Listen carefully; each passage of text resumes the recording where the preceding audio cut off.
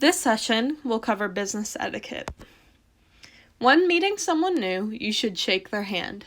A firm handshake shows you are confident and excited to meet someone. While shaking their hand, you should also make eye contact with them.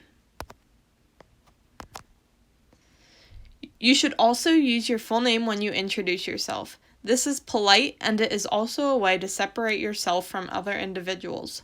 By using your full name, the person you are meeting has a better way to identify and remember you. They may have met several Johns that day, but your last name differentiates you from the other Johns. You should arrive early and show up at least 15 minutes early to any professional arrangement. A professional arrangement could be a meeting, interview, conference, or dinner. For these arrangements, make sure you're 15 minutes early in case the person you're meeting with is ready early, or in case you run into unforeseen issues such as running late or traffic.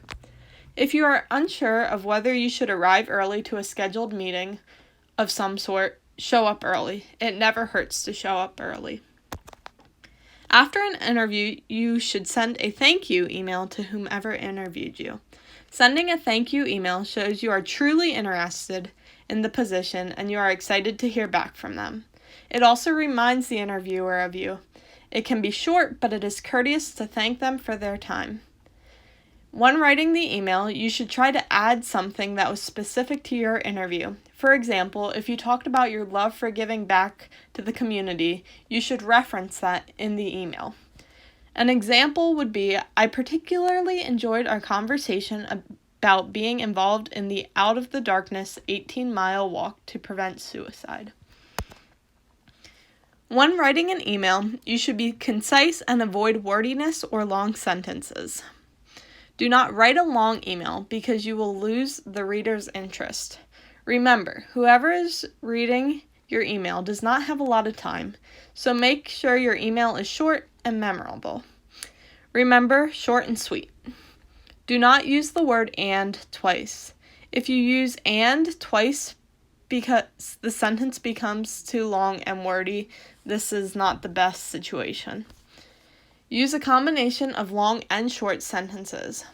For example, thank you, Mrs. Smith, for taking time out of your day to interview me for the manager position at Under Armour. I truly appreciate the opportunity. Do not use profanity. Absolutely no curse words because they are unprofessional.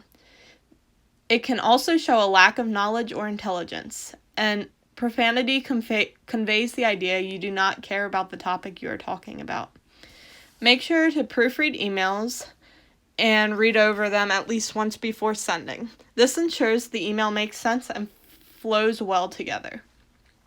A helpful tip is to read the email out loud, and if you stumble on a sentence or word, the reader of the email will most likely do the same.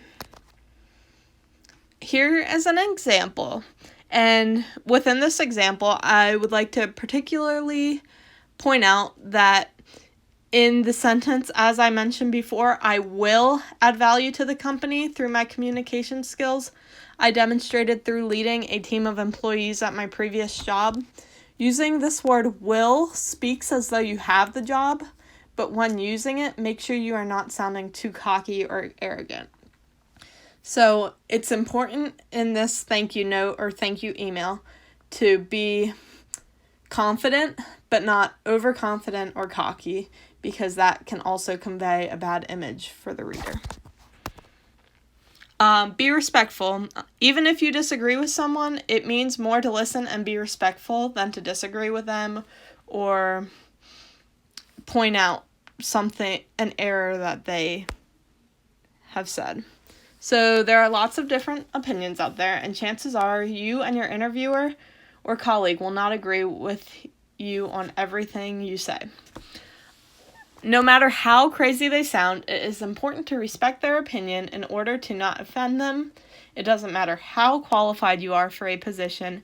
If the interviewer did not like your attitude, they probably won't hire you. So, 2 important things are practicing good hygiene and putting your phone away. So, when you practice your hygiene, it's very important because it's part of giving the best first impression you can, and it is crucial to look put together, clean, and groomed.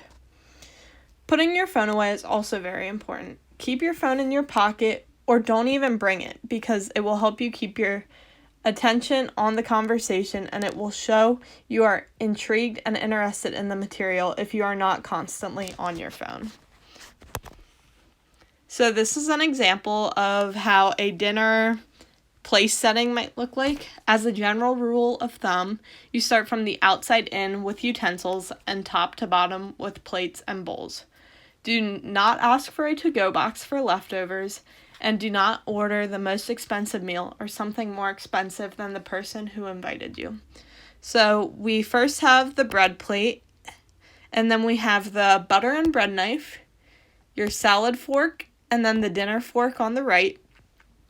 You have your salad plate, the dinner plate, and then the bowl, your napkin, the dinner knife, the dessert spoon, which is towards the right, and then the soup spoon, which is between the dessert spoon and the dinner knife.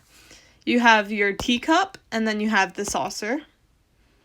And you have your red wine glass, the water glass in the middle, and the white wine glass on the left.